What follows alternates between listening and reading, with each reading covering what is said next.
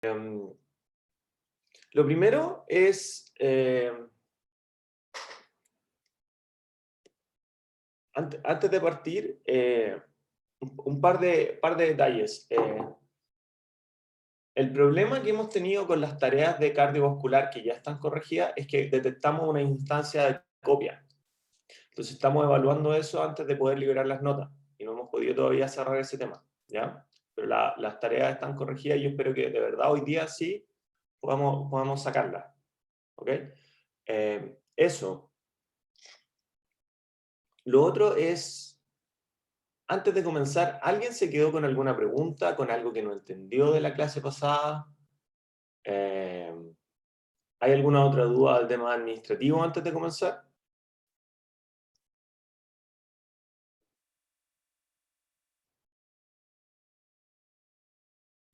Yo tengo una consulta, no sé si ya le dijeron o no sé si ya avisaron, pero el cuerpo de estudiantes votó que el miércoles empieza con un paro. Entonces no sé qué decisión tomó o cómo se va. Lo que pasa es que ahí Isidora, gracias por sacar el tema. Yo no tengo nada que decir. Yo me acato a las reglas que dice la dirección de pregrado. Y la dirección de pregrado indica que los cursos, las clases deben realizarse iguales y deben quedar grabadas en Canvas. Y el segundo es que si es posible, hay que tener flexibilidad con los horarios, con las evaluaciones en ese periodo. Y tercero, que si el curso tiene actividades prácticas, lo cual no nos corresponde a nosotros, se hace igual. Y el cuarto punto es que si hay estudiantes que no son de la facultad, el curso se debe mantener en el calendario preestablecido. Y en este curso hay gente de college.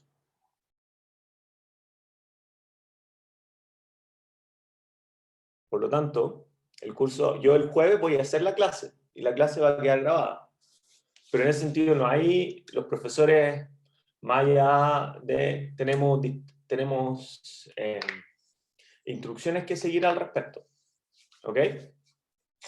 Ahora, nosotros conversamos el otro día con el equipo ayudante y lo que decidimos hacer es tratar de flexibilizar un poco el final. Esto fue antes del paro, ¿no? Esto no salió como consecuencia de, fue que la tarea de digestivo va a ser optativa.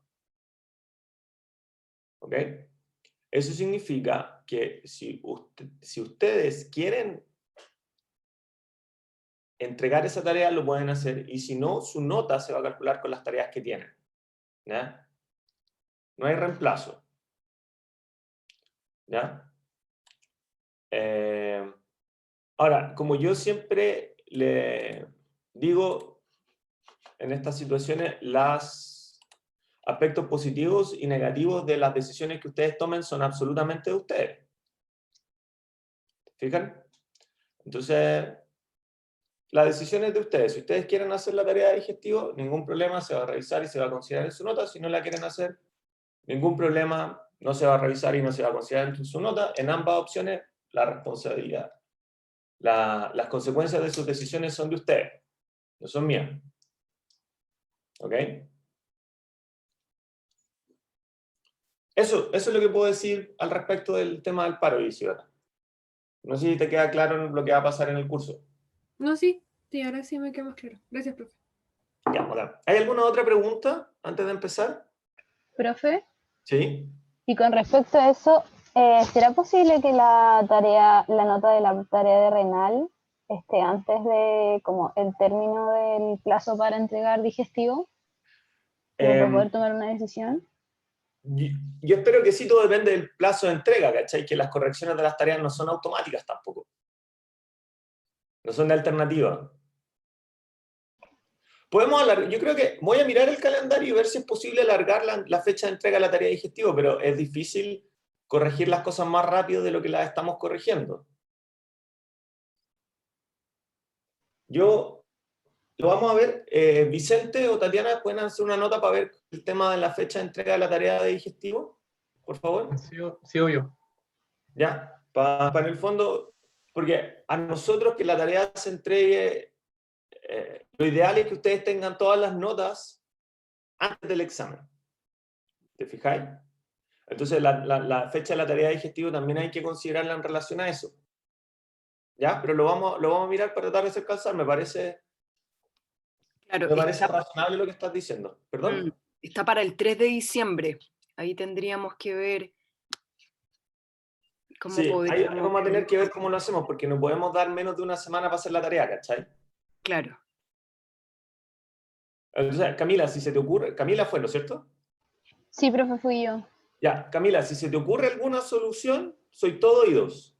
Pero ¿cachai? Que en el fondo la tarea está como para la misma fecha de la fecha de liberación de la tarea de renal, perdón, corrígeme esto, la fecha de liberación de la tarea de digestivo es la misma de la entrega de renal, ¿o no? Hay un día de diferencia. El viernes se entrega la de renal y el jueves se libera la de digestivo. Se entrega un día después. Sí, o sea, por eso Ya. es lo que tengo como visto en el calendario. Ya mira, yo creo que podemos hacer lo siguiente. Es difícil, ¿te fijáis? Porque tenemos que correr la tarea de digestivo. ¿Cachai? Y quedarían con menos plazo. Deja mirarlo, a ver, a lo mejor hay un enroque fácil que se pueda hacer. Ahora no lo sé. ¿Ya? Sí, porque además queda con poco plazo para entregar la nota antes del examen. Entonces también no sabríamos si vamos a examen con tanto tiempo o no. Claro, pues, porque en el fondo tenemos que, ¿cachai? El problema está en que tenemos que corregir la prueba. Déjame, voy a abrir acá el calendario, dame un segundito ya, para mirar esto y ver si lo podemos solucionar de una y así no quedamos con cosas pegadas. Dame un segundo, por favor.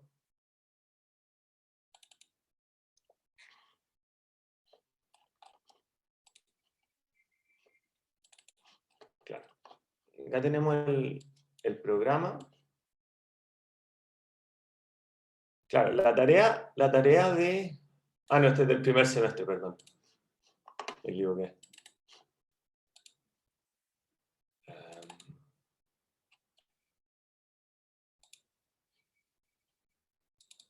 Aquí sí.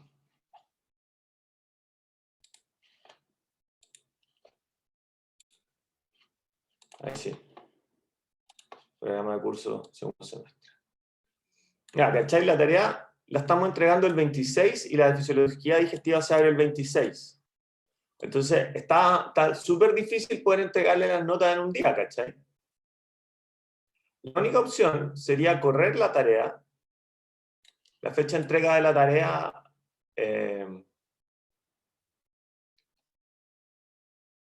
antes, ¿cachai? Que se entregue, correr todo antes, pero no quiero cambiarlo, no quiero cambiar eso, ¿te fijáis? Entonces, si abrimos la tarea del 26, tendrían hasta el 3 para entregarla. Y ahí después tendríamos el examen el 10, ¿te fijas? Entonces también tenemos que corregir todo esto, toda la I3, en menos de una semana. Está súper difícil. Yo creo que, Camila, lo único que puedo hacer es conversar con los ayudantes y ver si en la medida en que se vayan entregando las tareas podemos ir sacando las notas. ¿Cachai? Pero no veo un enroque simple. Ya, profe, gracias. ¿Ok? Sí, oye, lo que estaba diciendo la Isidora al último, la I3 va a tener la misma configuración que la I2. Exactamente igual. ¿Ya? El examen va a tener más preguntas de desarrollo que las pruebas. Si la I3 y la I2 habían tenido, ¿cuánto eran, Vicente? ¿16 preguntas de desarrollo? La I2 y la I3 tienen 16 alternativas, 4 de desarrollo corto y 2 de desarrollo largo. Claro, lo que va a pasar es que el examen va a tener más preguntas de desarrollo corto. Y probablemente una más, ahí no lo hemos decidido todavía, pero va a tener más preguntas de desarrollo corto y probablemente una más de desarrollo largo. ¿Ya? Eso. Ok, ahora, ¿hay alguna otra pregunta administrativa, si no, para empezar? ¿No? Ya. Ok, entonces, ahora, la otra. ¿Hay preguntas de la materia de la clase pasada? ¿O no? como son poquitos, les voy a pedir que mantengan los micrófonos abiertos y vayan hablando, porque es súper creepy hablarle solo al computador. Entonces, ¿hay preguntas de la materia o no? Yo por lo menos no, profe. Yo tampoco, por lo menos. Ya. Démosle entonces. Share, aquí. Y ahora hago esto. Y ustedes deberían ver la presentación, ¿no es cierto? Todavía no está en modo Todo presentación, esto acá profe. lo hemos visto. ¿Ah? El video creepy de la devolución. Y habíamos hablado de saliva. Entonces, para repasar un poco, ¿no es cierto? Habíamos quedado hablando acerca de, nos habíamos quedado con la idea de que el proceso digestivo empieza en la boca, ¿no es cierto? Y que la saliva contribuye a la lubricación, ¿no es cierto? Tiene una acción enzimática sobre el proceso de digestión, pero la principal es mecánica asociada a la masticación. Y después estaba el proceso de deglución, y el proceso de deglución lo que hacía era como, tenía tres fases, ¿no es cierto? La última fase fágica y con para no hacer químicos porque ya vamos conversando. Doc, estás un poco cortado. ¿Qué pasó? ¿Qué dice? Se te está escuchando súper cortado. Ya. ¿Está escuchando, no?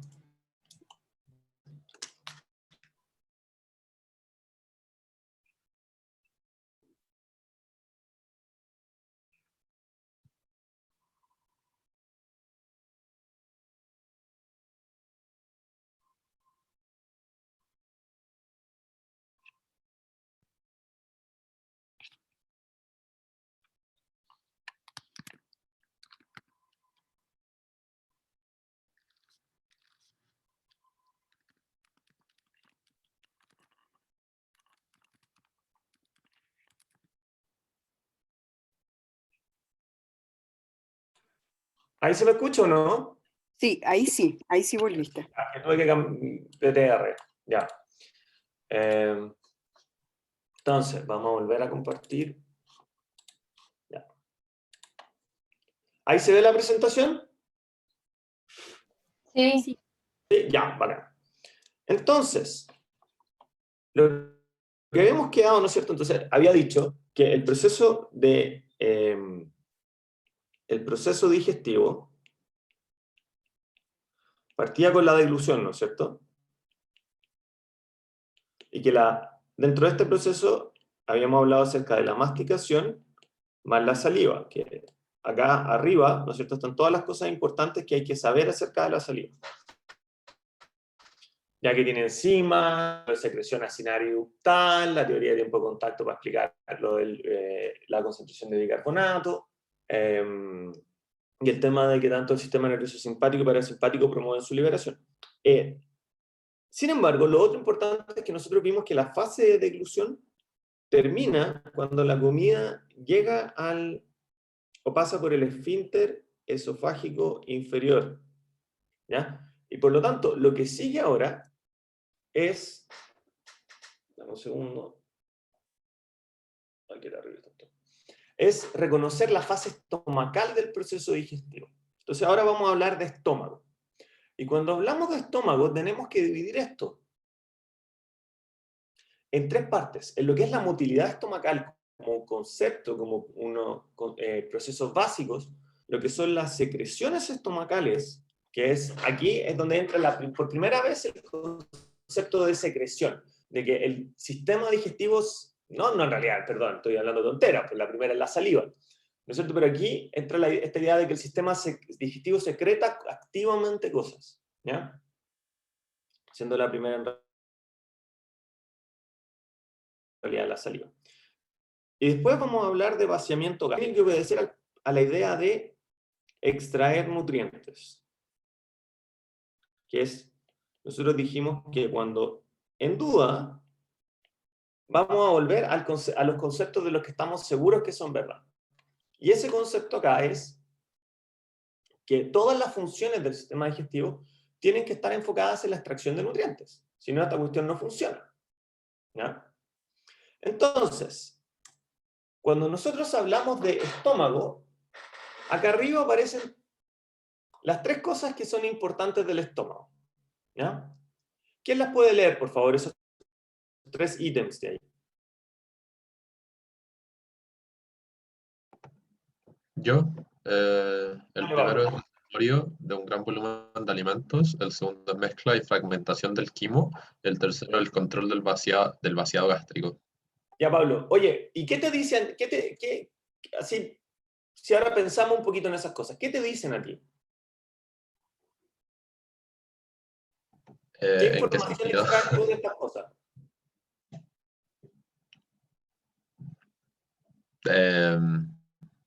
No lo sé, que es donde ocurre, donde se obtienen los nutrientes de la comida, no sé, dónde se... Sí, eso. Pero fíjate, porque, a ver, la primera idea es reservorio un gran volumen de alimentos. Cuando uno mira un mono, voy a volver acá, súper rápido.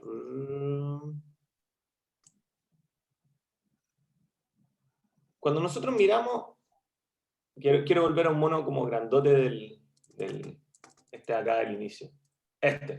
Cuando nosotros miramos un mono como este, está clarito que esta parte de acá del estómago es donde hay más capacidad de almacenar cosas. ¿No es cierto? Sí. Es más grande. Entonces, si va a ser un reservorio, ¿ya? Algo le tiene que... La primera pregunta es, ¿o es un reservorio pasivo o es activo? ¿Al contenido del reservorio le pasa algo o no? ¿Me Ya cachai? entiendo. Esa es Sí. la primera. ¿Ya? Entonces, voy a volver a donde estábamos. En el chat están diciendo que se puede distender y contraer mucho. Eso es lo que dicen en el chat. Se puede contraer y distender mucho, ¿no es cierto? En general, el volumen del estómago es como hasta... Perdón, ¿dónde estábamos aquí? Como 1 litro, un par de litros. Más que eso no es. ¿Ya? Entonces, ya. Entonces, algo le tiene que pasar al contenido, ¿no es cierto? Algo le pasa. ¿Qué le pasa? El segundo punto. Mezcla y fragmentación del quimo. El quimo es el nombre, ¿no es cierto?, en el fondo, la masa de comida que llega una vez que termina la fase de la deglución. Entonces, cuando hablamos de mezcla, perdón, acá de mezcla y fragmentación, ¿mezcla con qué? ¿A quién se le ocurre? Con el ¿Jugo ácido. gástrico? Con los jugos gástricos, con el ácido, ¿no es cierto? Con algo que va a secretar el estómago. Y del colegio, yo me imagino, ¿no es cierto? Todos aprendimos que el estómago secreta ácido. ¿Ya? Que está acá. Que no se secreta en cualquier parte del estómago, se secreta en una parte que se llama el fondo y el cuerpo, que es esta de aquí. ¿Ya? Y por otro lado, se fragmenta. Y esto es un proceso de digestión.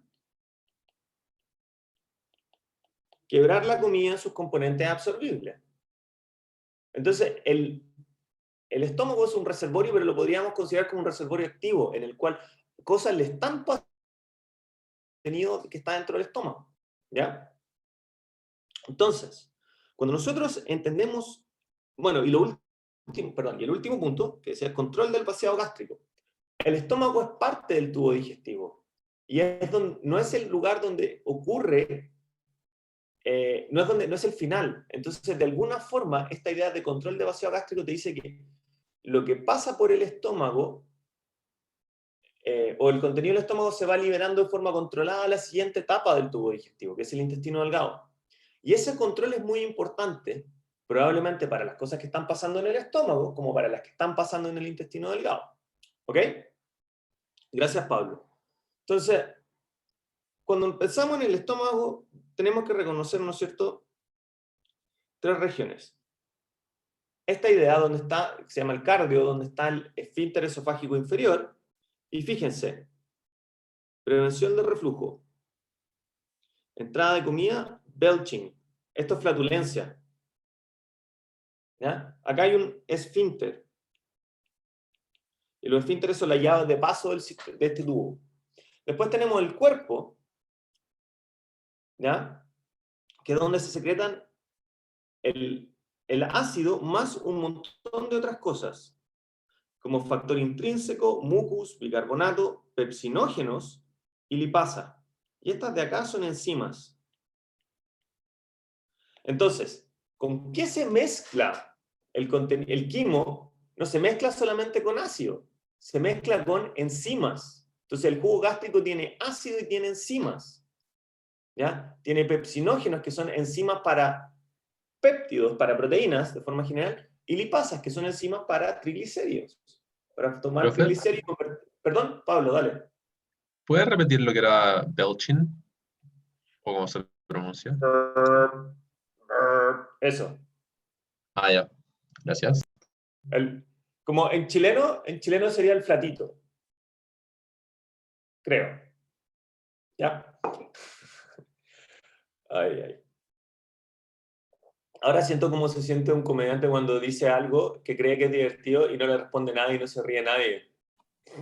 Yo me reí, pero estaba con el micrófono apagado. No, pero No se preocupe, profe. entonces así como que, es que a mí me pasa, yo en general como que el otro día decía a unos profesores, en la clase yo de repente tiendo a tirar tallas y funcionan la mayoría de las veces, ¿cachai? No sé, 70-30, quizá, en mi perspectiva. No me la quiten, no necesito que me digan la verdad.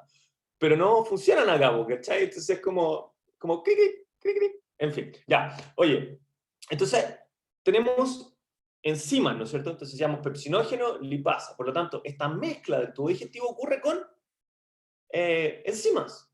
Y por último tenemos el antro. El píloro es otro esfínter. ¿Y para qué sirve esto? Para la regulación del vaciado, que está, ¿no es cierto? Regulación del vaciado gástrico, pero también para mezclar, para moler y para filtrar. Eso es sieving. Filtrar. Ahora, detalle, el píloro es una zona del estómago y hay una cosa que se llama el esfínter pilórico, que es este que está acá. Por lo tanto, por favor, no disculpen, el píloro en sí no es un esfínter, es una zona del estómago y el esfínter se llama esfínter pilórico. ¿Ok? Entonces, se fijan, esta diapositiva de acá tiene casi toda la información que ustedes necesitan. Lo que pasa es que hay que saber leerla. Y lo último que les quiero hacer ver es lo siguiente. Voy a cambiar de color. Fíjense que si bien el fondo es la única zona donde se libera protones, en todas las zonas del estómago se libera bicarbonato y mucus, y moco, que también del colegio sabemos que es una barrera protectora. ¿Ok?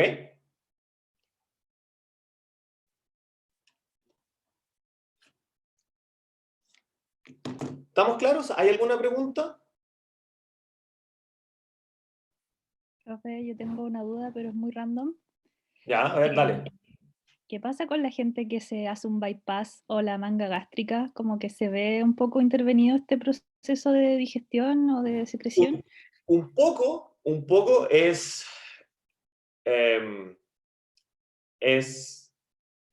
se ve afectado enormemente el proceso de digestión.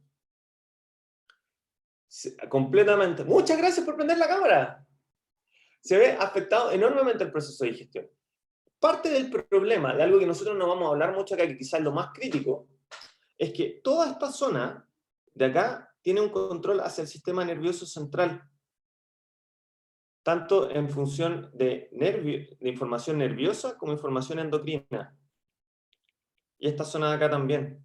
Y cuando se hace el bypass, que en el fondo es esto, ¿no es cierto? se pierde y se altera toda esa regulación. Sí, cortan como más de un tercio del estómago, o sea, es como bastante... Depende de la técnica, claro, depende de la técnica. Hay como, yo alguna vez me sube el diagrama de la cirugía, del bypass, pero eran ratas, así que no sé si le va a servir mucho al humano. Pero claro, o sea, y no es solamente eso, porque además, las funciones del estómago, ¿cachai? Cuando tú reemplazáis esta parte, oye, ya está demasiado, ya está justo.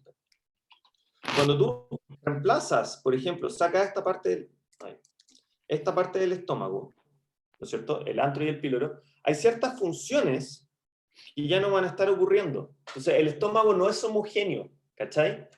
No es un tejido homogéneo y tú puedes decir, el fondo reemplaza al antro, no.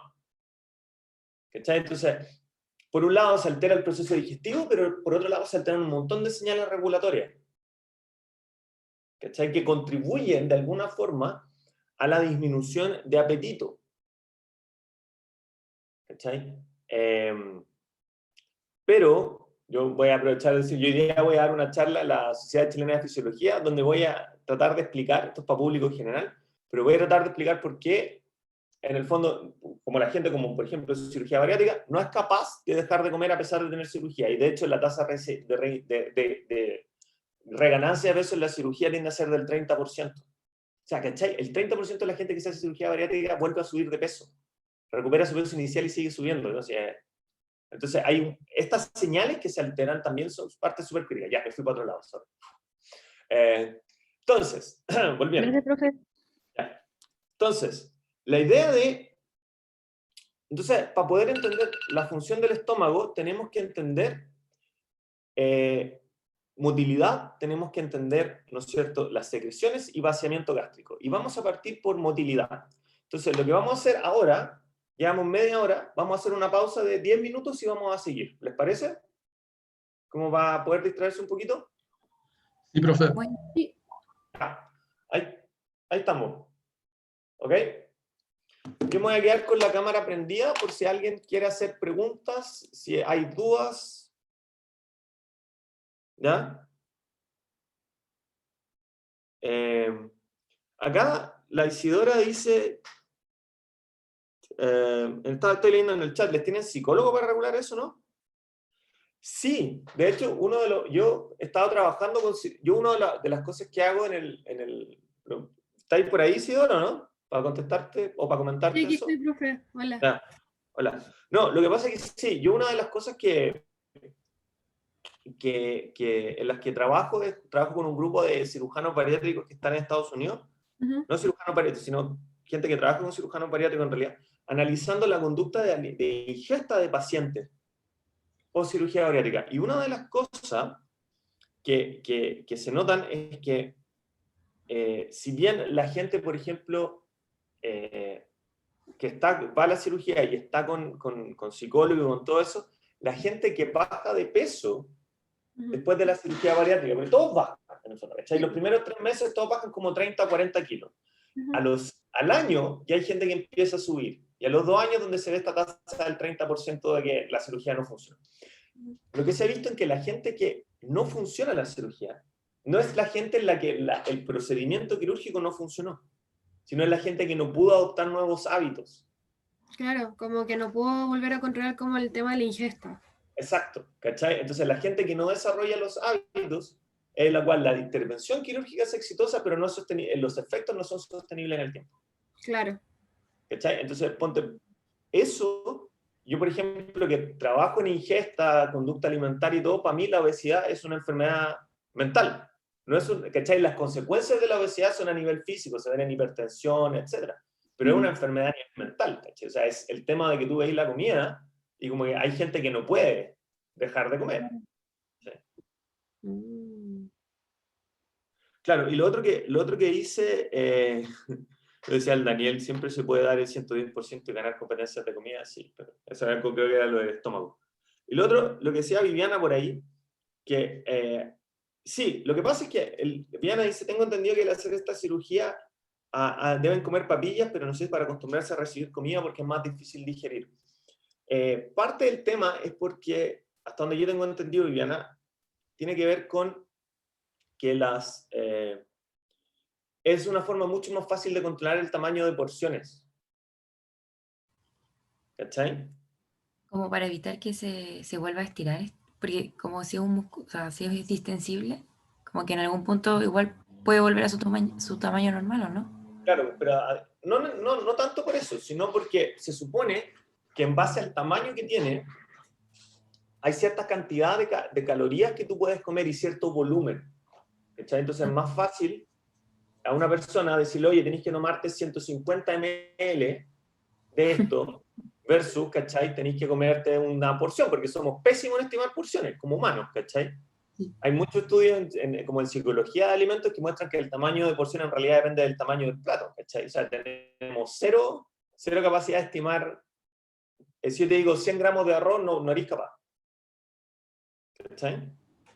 Sí. Ahora, lo otro que es interesante, el tema de las papillas, esto me lo comentaron una nutricionista cuando yo trabajaba en la Andrés Bello, que trabajaban con pacientes de cirugía bariátrica, o habían trabajado, creo, decían que se supone que los pacientes post cirugía bariátrica como que tienen que comer, ¿cachai? Así como súper sanito, o reemplazos de comidas, te fijáis que vienen preparados, etc. Pero también están los que agarran un completo y lo licúan, ¿cachai? Pero eso Okay. sería como... Así, tal cual, un completo, ¿cachai? Lo hacen batido y se lo toman. Pobre completo. Sí. Sí. Pero ¿qué dicen ahí? Entonces, el hambre es dependiente mayormente del tamaño del estómago y otra señal que lo regula. Pucha, Josefina, no tengo el tiempo para poder contestar esa pregunta en detalle. La respuesta correcta es no. El hambre es regulado por muchísimos más factores que simplemente el tamaño del estómago. El tamaño del estómago es uno de ellos. ¿Profe? El hambre, ¿sí?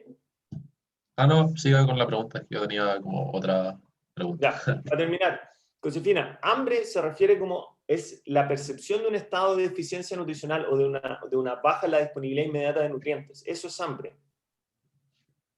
Y entonces, Ya. ¿cachai? Ya. Hay señales neuroendocrinas, niveles de nutrientes, principalmente glucosa, glucosa, además de la percepción sensorial del estómago que contribuyen a generar la sensación de hambre, ¿cachai? Y por el inverso, la sensación de saciedad. Y toda esa información converge en una parte del cerebro que se llama, perdón, del tallo cerebral que se llama el núcleo del tracto solitario, ¿cachai? Y de ahí se dispara el resto del cerebro. Ya, perfecto. Gracias. ¿Pablo?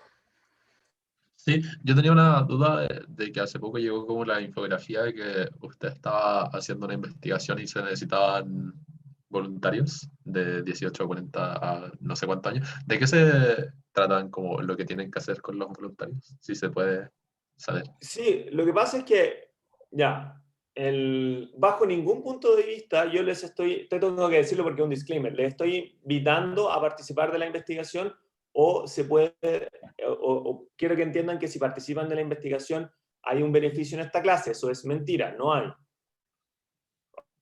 ¿Ok? Eso No, es por pensé que bioética, había. lo tengo que decir. ¿Ok? Sí, ya. Ya, por si acaso. Pero el concepto de la investigación es tratar de entender, es resolver pruebas en línea, en un computador. ¿Cachai? ¿No? Y la idea es tratar de entender qué factores modulan conductas alimentarias. ¿Cachai? O sea, en la prueba se te muestran un montón de fotos de alimentos y se te piden realizar acciones. ¿Cachai? Y esas acciones describen a su vez esas pruebas están diseñadas para nosotros poder comprender aspectos de tu conducta alimentaria del participante. Que entrete igual. El tema de la relación de sueño que aparece ahí es porque está súper bien establecido de que la calidad y cantidad de sueño impacta muy fuerte lo que es la elección de alimentos. Hay estudios en modelos animales, hay estudios en humanos que muestran que la deprivación del sueño promueve de alimentos densos en calorías. Mira, Por eso en la U se come ¿Cachai? peor. Lo que pasa es que puede ser, ¿ah? Yo no sé, yo pasé toda la U casi sin trasnochar, entonces como que quizás soy un poco un outlier en ese sentido. Pero, La excepción a la regla. claro, o sea, ¿cómo? ¿Esa es la regla? Claro. Pero no, claro, o sea, por ejemplo, lo que decía por ahí Viana, cuando tengo sueño quiero cosas saladas, sí. Mira, uno de los estudios más choros que yo he visto en ese sentido es gente que la llevaron a un laboratorio, ¿cachai? Y experimentalmente los deprivaron de sueño. Perdón, decía, ¿te fijáis? Y en la mañana lo llevan a un buffet, ¿cachai? Y los dejan elegir. Qué Y rico. la gente con deprivación de sueño, la tendencia, ¿cachai? Porque aquí siempre hay variabilidad, pero tú en estas cosas de biología, los outliers son interesantes, pero siempre vais por el promedio, ¿cachai? Tienden a comer alimentos con más grasa, a elegir alimentos más densos calóricamente, ¿cachai? Y eso obviamente comparado cuando no tienen sueño. Onda como que Comparado comparan con una, ¿cachai? Pero lo que es interesante acá es que no es solamente la cantidad de horas de sueño, sino la calidad del sueño. ¿Cachai? Porque el sueño en el fondo no todo, pero o sea, está como esta idea de que hay etapas del sueño, ¿no es cierto?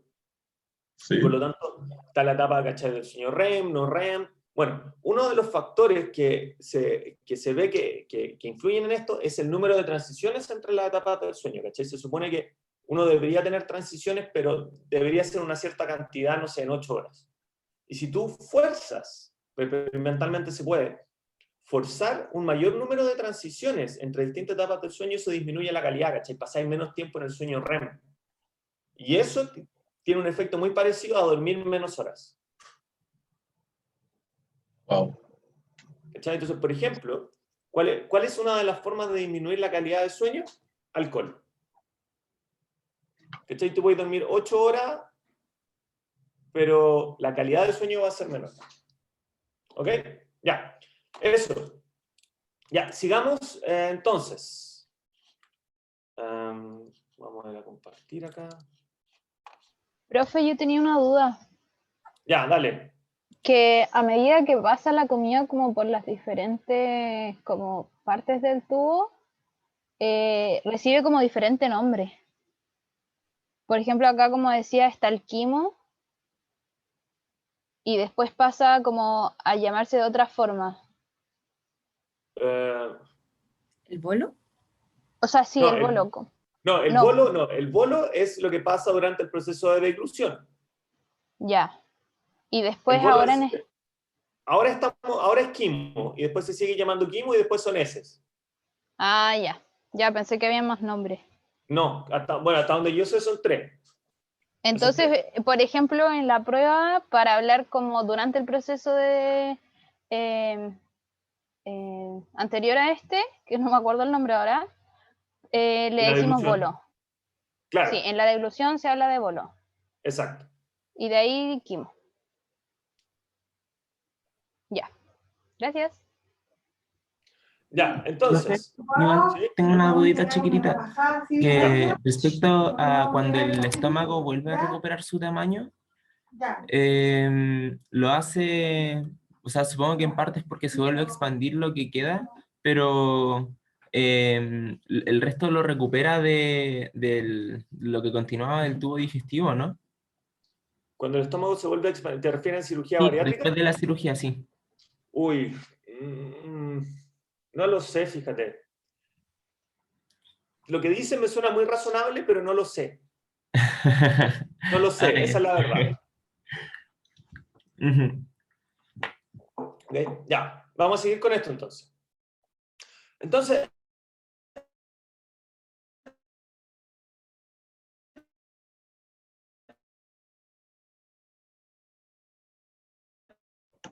Profe, se pegó mucho. lo primero que tiene que pasar cuando la comida pasa por el esfínter esofágico inferior y no entra, ahora sí.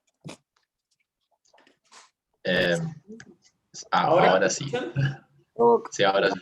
Doc, te pegaste totalmente y de repente salió todo de una sola vez y fue como en cámara. Ya. Lo que decía era que lo primero que tiene que pasar en la fase de digestión estomacal es que la comida llegue al estómago. Y para eso el estómago se tiene que relajar.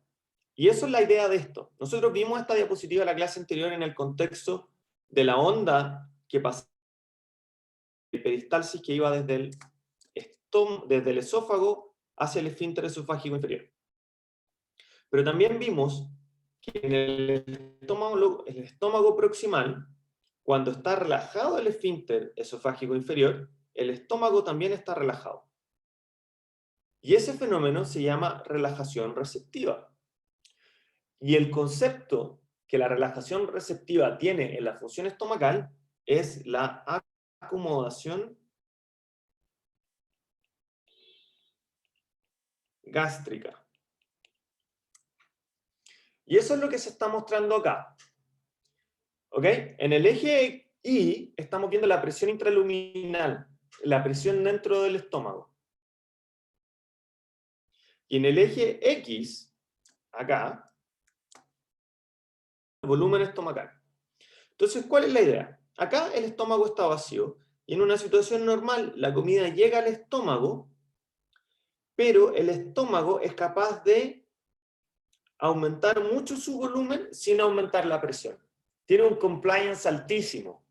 ¿No es cierto? Aquí nuevamente aparece el de compliance. Y después de 800 ml empieza a subir. ¿Se fijan?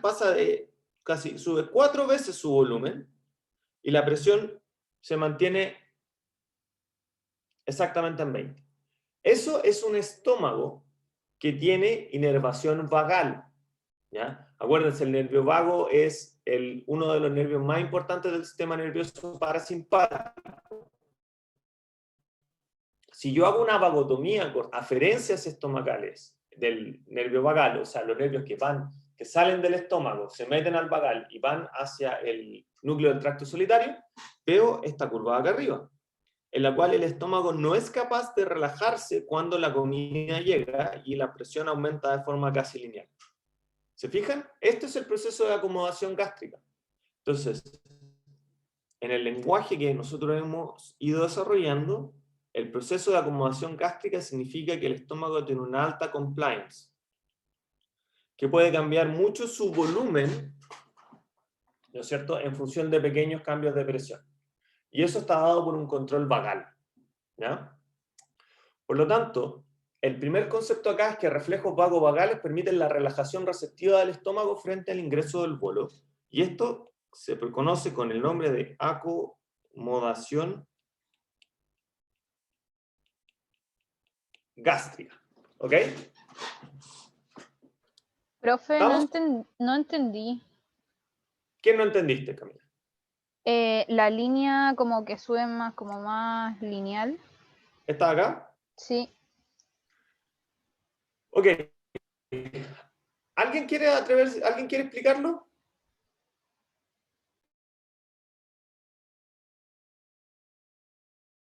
¿Alguien se anima? Yo puedo intentarlo, pero no sé si lo Ya, dale, entendí Alexandra, a ver qué bien. sale.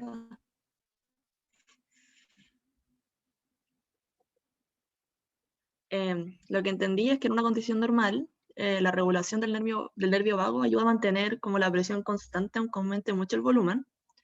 Entonces, en una vagotomía, que asumo que altera de cierta forma el nervio vago, perderíamos esta regulación. Entonces, si aumenta el volumen, va a aumentar mucho la presión muy rápido, y eso va a aumentar el compliance, porque el compliance es como la pendiente de esta curva, y por eso como que se pone más lineal y aumenta muy rápido. Ya. ¿Por qué se satura? No tengo idea. Ya. Andáis por ahí, lo voy a volver a explicar porque hay algunas cosas que no quedaron muy claras. La condición normal, espérate, voy a cambiar un segundo.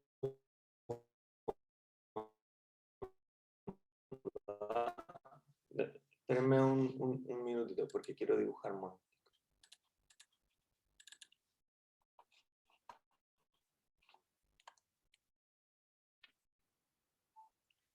Ya. Voy a dibujar acá un estómago Lo voy a dibujar cuadrado, ¿ok? ¿Están viendo esto, no? Sí, o sea, vemos la... Sí. Ya, entonces tenemos el estómago y el esfínter esofágico inferior. ¿Ya? Acá tenemos el esofágico superior y después acá arriba en esta parte viene la boca.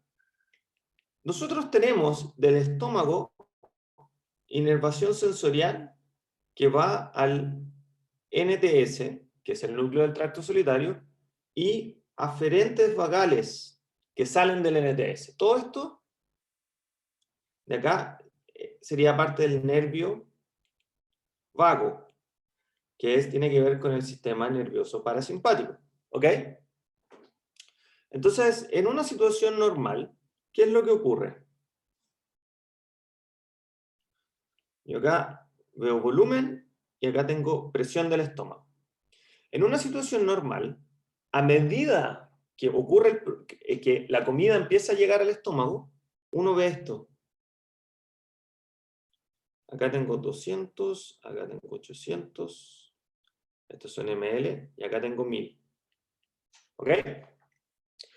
¿Qué significa esto? Significa que esto, por ejemplo, es en esta parte de acá, uno diría aquí, por ejemplo, se abre el esfínter esofágico inferior, ¿ya? Y empieza a ingresar comida. Y lo que vemos es que a medida que empieza a aumentar el volumen estomacal, la presión aumenta muy poco. Entonces, empieza a entrar comida y la presión y el volumen aumenta. Y como el volumen va aumentando, la presión se mantiene constante. ¿Ok? Recuerden que compliance es cambios en volumen dividido en cambios en presión. Entonces, esta curva de acá tiene una compliance muy alta, porque fíjense el cambio en volumen que tiene, 4 veces, ¿y cuál es el cambio en presión? Casi 0, ¿o no? Entonces uno podría decir que esto varió en 600, y si ponemos aquí, no sé, 20, 30, 40, esto varió en casi 10. ¿Ok? ¿Me están siguiendo ahí o no? Sí. ¿Sí? Ya. Ahora, esta es la condición control. Uy, perdón. Ya, lo vamos a poner acá en rosado. Esta es la condición control. ¿Ya? Y acá, en café, vamos a dibujar lo que pasa en una condición de vagotomía. ¿Cuál es la vagotomía? Que yo agarro una tijera y corto ese nervio. Por lo tanto, ya no está la información sensorial de que el estómago se está distendiendo. ¿Ok? Y lo único que me quedan son las propiedades pasivas del músculo. Entonces, ¿qué es lo que ocurre?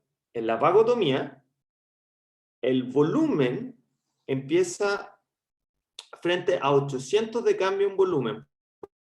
Por ejemplo, ¿cuánto aumentó la presión en este mono? 50, 60, aproximadamente, ¿no es cierto? 65. Entonces, la curva café, el compliance serían, en este punto, serían 600 dividido en 65. ¿Cuál de las dos curvas tiene una mayor compliance? ¿La curva control o la curva vagotomía? La control.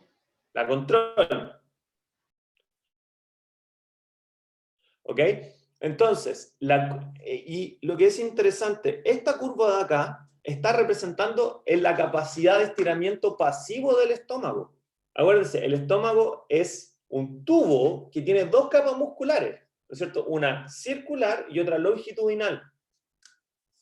Lo que se está mostrando acá es la capacidad de un aumento de volumen estomacal de distender el estómago. ¿Cachai? Mientras que la curva negra está diciendo hay una relajación del estómago inducida por aferentes vagales. ¿Cachai? Entonces, lo que estamos viendo en la curva café es la tensión propia del estómago y la resistencia del estómago a distenderse frente a aumentos de volumen. Y por eso la presión aumenta tanto. ¿Ok? ¿Se entendió ahí o no? Sí, profe. ¿Sí? Alexandra, ¿cachaste que teníais como, por otro lado, tú tenías dado vuelta al concepto de compliance? Ah, sí. Sí, sí, sí. ¿Cachai? Porque tú estabas pensando en compliance como cambio en presión dividido en cambio en volumen. Pero al revés, pues volumen dividido en presión. Sí, sí, caché. ¿Ya? Profe, pero si hay un aumento Sí. de volumen, ¿eso no implica como a la vez una distensión del estómago? Es que eso es, po. ¿Cachai? Pero, Pero sí, espérate, si aumenta, es que esa es la gracia. Si aumenta el volumen, si aumenta el volumen y el cambio de presión es cero, o muy chiquitito, ¿qué te dice eso? Que el estómago se está inflando. se está distendiendo. Sí, No se está inflando, se está distendiendo. eso. Pero si el volumen estomacal aumenta mucho y la presión también aumenta, significa que el estómago no se está distendiendo. ¿Cachai? Si Pero yo no entonces, fuera a ¿cómo hay un dibujar aumento de acá, volumen? porque es, es el volumen que el estómago es capaz de tener. Mira, lo voy a dibujar acá. Voy a poner Profe, negro. se pegó mucho justo después de lo que dije yo y no entendí nada. Ya. ¿Ahí sí me escucha o no? Eh, sí, pero se queda pegado. Pero, Ya, espérate. Voy a cambiar al Wi-Fi. Espérame un segundo.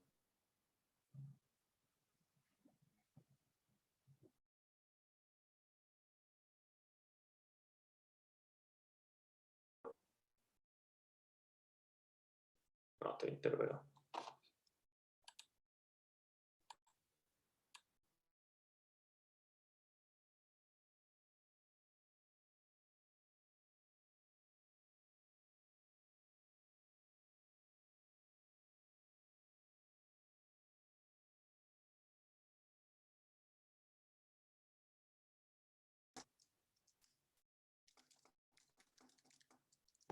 ¿está hablando, profe? Porque si Ahí está sí, ¿me hablando, escuchan? ahí sí, sí. Ya. Ok, que apagué la cámara un segundo. Entonces, mira, voy a poner acá 1, 2, ¿ok? Entonces en 1 vamos a dibujar el estómago así, como un cuadrado. ¿Ya? ¿Está Un dibujando segundo. algo? No sé si soy yo el que no ve que hay como más dibujo o ¿Se ve o si no? no dibujo nada. Ahí, ahora sí. Está como retrasado. Está con un delay, sí. Ya. Ok, pucha. ¿Ahí se ve un No, cuadrado pero con 1 o no? sí, se ve un cuadrado, se ve un cuadrado. ¿Se ve un 1 o no? Ahora se ve el 1. Ok, entonces ese es el estómago en la situación en donde el volumen estomacal son 200 ml, ¿ya? Y lo vamos a dibujar como negrito. ¿Se ve el negrito ahí o no? Todavía no, pero va a aparecer. Ahí apareció. Ya. Entonces, el volumen estomacal, ¿no es cierto? Perdón, vamos a borrar ahí. En la situación 2, el volumen estomacal es 4 veces el que yo tenía. Entonces, sería más o menos así, ¿no es cierto? Pero la presión sigue siendo la misma, lo que significa que el tamaño del estómago aumentó en 4 veces. Si no, la presión no se podría mantener constante. ¿Ok? Ya. Ahora, vamos a dibujar acá una situación 3.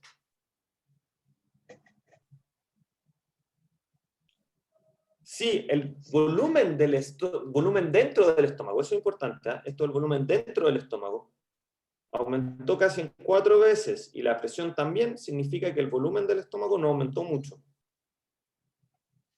Y por lo tanto hay más presión. ¿Cachai? Ya Entonces, ahora queda claro. En la situación 2 hay una distensión. En la situación 3 también, pero no es tanta. Si no, la presión interna no aumentaría tanto. ¿Cachai? Sí. Ya. que pensaba que el volumen se refería como al volumen del estómago, entonces si tenía como el mismo volumen del estómago no entendía por qué había como mayores distensiones en el normal que No, en pues el el... volumen dentro del estómago. Ya, gracias. Ok. Entonces, el otro tipo de movimiento, ok, entonces llegó la comida, ya el estómago se distendió, y después, dentro del estómago, el principal movimiento que hay es peristalsis, ¿ya? Que sigue esta misma idea que vimos en la clase pasada, ¿no es cierto?, del reflejo, de este reflejo en donde se produce la contracción, la dilatación, el nombre del reflejo se me fue ahora, pero la idea está en que esta onda se transmite a través del estómago, entonces parte acá, se fijan, dilatación, contracción, contracción, dilatación. Y cuando llega acá el esfínter pilórico, se produce algo muy interesante. Esta misma onda peristáltica produce el cierre del esfínter pilórico. ¿Ya? Entonces, aquí está abierto el esfínter y el contenido del estómago, el quimo, puede pasar. Y aquí se cierra el esfínter y el contenido del estómago ya no pasa. Y si no pasa, ¿para dónde se va? Se devuelve. Y se fijan, voy a tratar de compartir mi cámara un segundo para poder... ¿Me ven o no? ¿Acá? ¿Me veo o no? Sí, profe, en todo caso la presentación está como en modo presentación y no está como enfocado en la diapositiva. Ahí sí. Ahí sí. Entonces, lo que les decía, entonces, en esta parte de acá abajo, ¿sí? En esta parte de acá se produce lo siguiente. Llega la comida, va pasando por fíjense mi mano acá, va a pasar por el esfínter, pero la misma onda peristáltica que está impulsando la comida va a hacer que el esfínter se cierre. Y la comida que no alcanzó a pasar, ¿qué va a hacer? Se devuelve. Entonces se produce un movimiento de comida en este sentido, como un loop.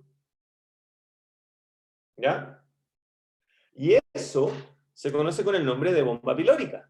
Y eso va generando, en el fondo, que la comida se vaya moliendo, fragmentando. ¿Y qué pasa cuando yo tengo una superficie grande y la parto, un pedazo grande y lo parto en pedacitos más chiquitos? Aumento la superficie. ¿Y eso por qué es importante? Porque en el estómago se secretan enzimas. Y mientras mayor sea la superficie de la comida sobre la que enzimas puedan actuar, mayor va a ser el proceso de digestión. ¿Se entendió? ¿Se escuchó esa parte o no? Eso es muy importante. Sí.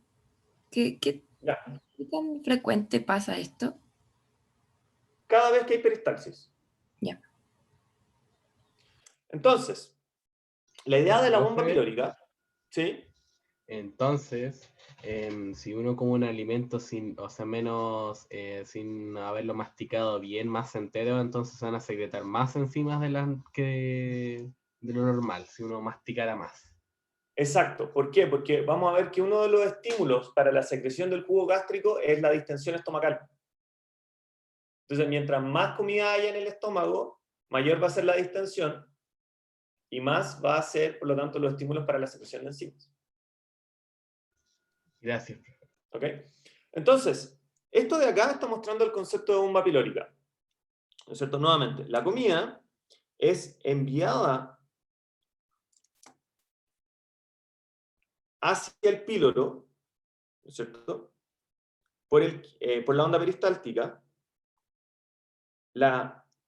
En el antro, ¿no es cierto?, se atrapa esta comida cuando está cerrado el esfínter pilórico y después hay una retropropulsión de la onda peristáltica hacia el cuerpo del estómago. Y así se va moliendo la comida. Por lo tanto, el concepto es que las ondas peristálticas del estómago permiten moler la comida, pero al mismo tiempo regular la cantidad de quimo que va pasando hacia el intestino. ¿Ok? Y este es el concepto de bomba pilórica. ¿Estamos? Entonces, ustedes pueden decir, bueno, ¿qué clases de preguntas me van a hacer en la prueba, por ejemplo?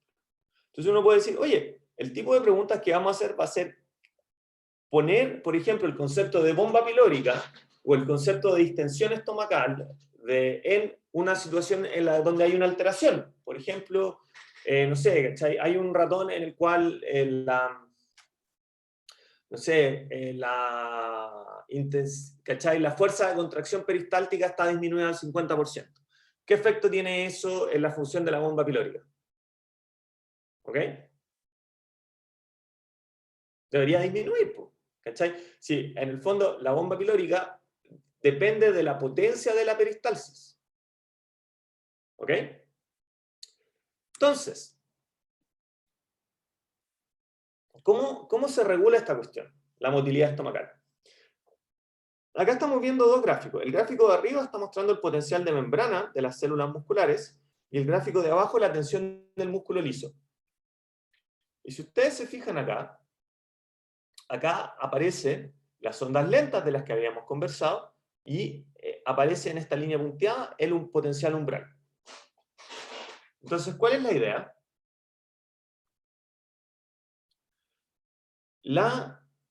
El sistema nervioso simpático, la secretina o el GIP, que es un péptido intestinal, disminuyen la frecuencia de potenciales de acción, no de las ondas lentas, porque las ondas lentas son... las ondas lentas son,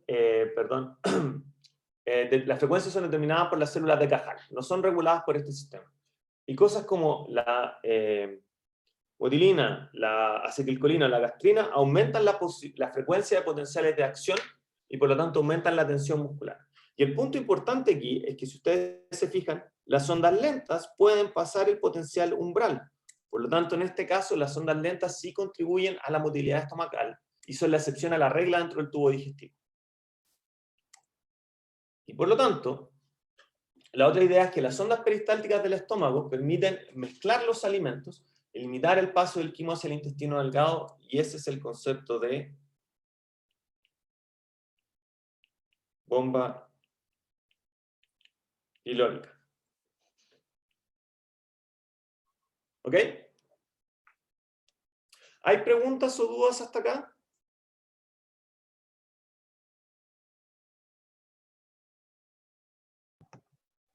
No. ¿No? No por ahora. Ya, entonces, vamos a hablar 5 minutos más, voy a poner el timer y ahí vamos a terminar la clase de hoy día. Solo porque quiero introducir el siguiente concepto, que es acerca de las secreciones estomacales. Ya hablamos de motilidad, ya entendemos la contribución de la motilidad estomacal al proceso digestivo. Ahora la pregunta es, si la motilidad estomacal me permite mezclar y moler, ¿con qué lo mezclo? Y para eso requiero secreciones estomacales.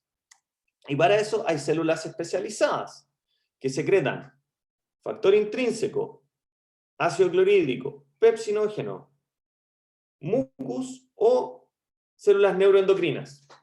¿Ya? Entonces, las células que están asociadas a la secreción de ácido clorhídrico, pepsinógeno y factor intrínseco que tiene que ver con la absorción de la vitamina B12, creo, de lo cual no vamos a hablar mucho, están ubicadas acá en el cuerpo y se llaman las células parietales, que son las que secretan ácido clorhídrico, las células jefe, que son las que secretan pepsinógeno. ¿Ok?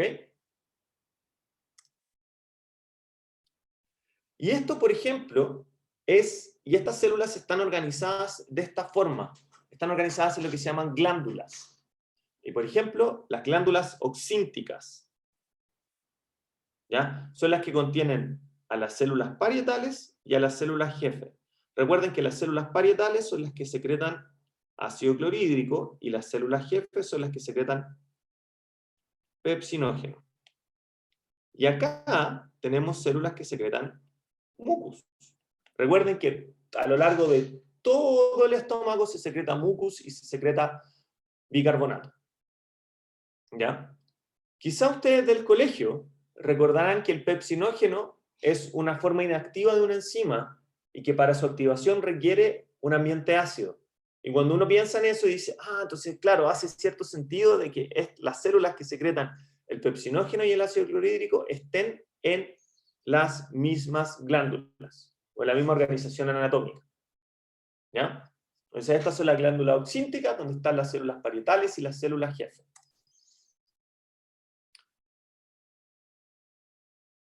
Sobre esta diapositiva vamos a volver la próxima clase. Entonces quiero que voy a explicarla un poco y les voy a pedir que vayan al Constanzo y lean. ¿Qué pasó acá? Bueno, caché eso. Les voy a pedir que vayan al Constanzo y lean la parte asociada a la figura 8.17. Esta es la versión en inglés. ¿Ya? Yo la voy a... ahora cuando termine la clase voy a subir las páginas, porque ese es el Constanzo que tengo yo, lo tengo en inglés. Pero lo voy a subir ahí al módulo para que lo puedan ver y lo lean para la próxima clase.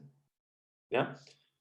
Pero básicamente la secreción de ácido clorhídrico, ¿ya?, está mediada por una bomba, una tepeasa, que sería esta de acá. ¿Ya? Acá tenemos el lumen del estómago, acá estaría la sangre, esta es la célula parietal. Estamos hablando de esta célula, ¿ok? Y este espacio de aquí es el lumen. Entonces, ¿qué es lo que ocurre? Acá hay un...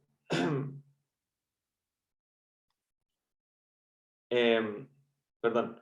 Acá se ocupa ATP para sacar protones, ¿no es cierto?, en contra de su gradiente, porque el pH del estómago es superácido, tiene un pH 2, y eso es un antiport con potasio. Por otro lado, acá tenemos una bomba de sodio y potasio tepeasa, y acá tenemos, fíjense, una situación en que la anhidrasa carbónica toma dióxido de carbono, que es producto de la respiración celular, lo transforma en bicarbonato, esto se disocia, y el bicarbonato es expulsado de la célula por este antiport que mete cloro, y los protones son eliminados por esta bomba hacia el lumen, y el cloro sigue un flujo a través de canales. ¿Ok? Entonces, la producción de ácido clorhídrico depende de la presencia de esta enzima en las células parietales. ¿Ya? Por lo tanto, la idea central acá es que las células parietales, que son las glándulas oxínticas, son las encargadas de secretar protones mediante transporte activo. La secreción de protones, como va en contra de un gradiente de protones, porque el lumen estomacal es ácido, tiene un pH 2, debe ser transporte activo. ¿Ok? Ya, esa es la última idea de hoy, de la clase de hoy. Como les dije, yo voy a subir esa partecita del Constanzo donde está la figura que les mostré, para que lo puedan revisar. Antes de terminar, ¿hay preguntas o dudas? Profe, a mí me queda, no sé si es como aplicar la materia más que nada. Como, ¿qué Ya. pasa cuando, no sé, nos hinchamos con el volumen del estómago? ¿Qué pasa con qué? Con el volumen del estómago, como, no sé si, es que cuando uno se hincha como que, no sé si el estómago está lleno o los gases como que... Cuando hay gases, es que hay dos cosas ahí, que de lo que yo sé, acá me está llevando un terreno al que no sé mucho. Lo poco que sé de esto es que hay dos cosas que pasan. Una es que hay una distensión del estómago, pero eso es por gases. Y lo otro es que generalmente esa sensación de estar hinchado también hay una contracción tónica de los músculos del estómago y de la cavidad abdominal. Eso es lo que sé. Ya. Pero Eso. no tiene que ver como, por ejemplo, como que aumente la presión dentro del estómago y... Es que si tú le metes gases a presión, sí, porque si se empiezan a producir gases dentro del estómago, va a aumentar la presión dentro del estómago, ¿cachai? Ya. Por eso te decía, o sea, como que hay una distensión del estómago producto de un aumento de presión, pero eso es porque estáis metiendo gases, ¿no? ¿Cachai? Que es lo mismo que pasa cuando te ponías a tomar bebida y tomáis una cantidad estúpida de líquido con dióxido de carbono disuelto. ¿Cachai? Sí. Porque si tú lo piensas, si tú, ok, tomáis ese líquido que tiene dióxido de carbono disuelto y lo metes a tu estómago rápidamente, ¿qué pasa después, po? Ese gas tiene que salir. ¿Cachai? Entonces, si ese líquido con el gas pasó por el esfínter esofágico superior y el inferior, y después empieza en flatulencia, ese gas está escapando, lo que significa que la presión dentro del estómago es suficiente para vencer la resistencia del esfínter esofágico inferior y superior, para permitir el escape de gas, ¿cachai? Ya. Si no, no podría salir. Ya. Gracias, profe. Ok. ¿Hay alguna otra pregunta? Profe, ¿qué pasa cuando masticamos chicle? Como que después te duele el estómago, ¿por qué? Porque hay mayor producción de enzima. Como... Lo que pasa es que, es que hay dos cosas. Hay una forma de entender el proceso digestivo que está dividido en fases. Hay una de las fases que se llama la fase cefálica, otra es la fase estomacal y otra es la fase intestinal. ¿Ok? La fase cefálica es algo de lo que nosotros no hablamos mucho acá porque no tenemos mucho tiempo, pero corresponde a toda la fase anticipatoria al consumo, ¿cachai? O al tragar, en el fondo, que tiene que ver con el olor de los alimentos, con el pensar en alimentos, con el masticar.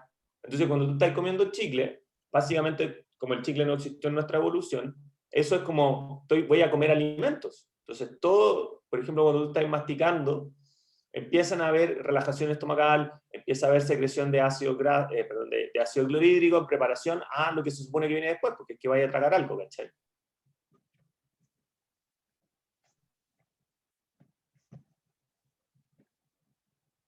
¿Sí? ¿Se entendió o no?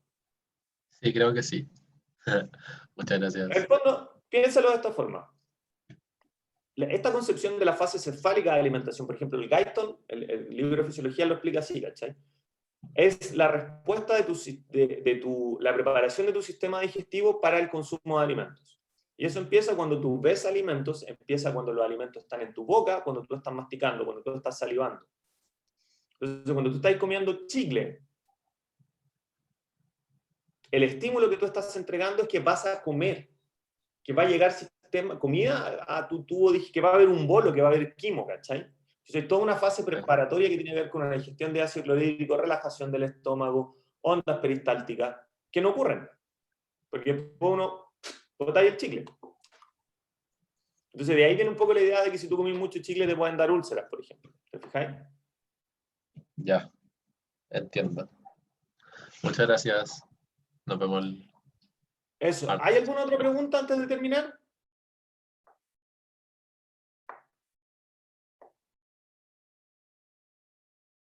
¿No? Ok, ya. Yo voy a subir ahora esa cosita del Guyton para que la lean, para poder retomar la clase el próximo jueves. Y como les dije, en este curso hay estudiantes de college, por lo tanto, yo comprendo el tema del paro, pero las instrucciones que a mí se me dieron son que las clases deben continuar si hay estudiantes de otras unidades académicas, lo cual en este caso ocurre. ¿Ok? Así que por lo tanto yo voy a dar la clase el jueves y la clase va a quedar grabada en Canvas. ¿Ok? Eso. ¿Sí? ¿No existe alguna posibilidad de que le pregunte a los alumnos de college si es que les conviene o no les conviene?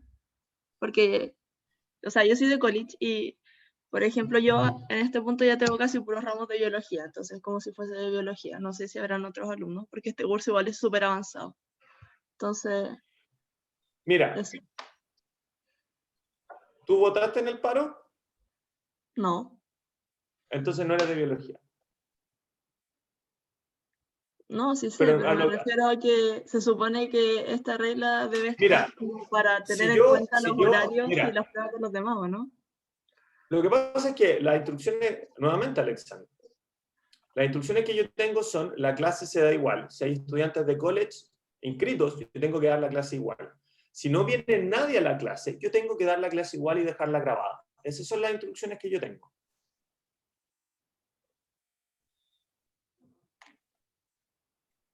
Ok. ¿Ok?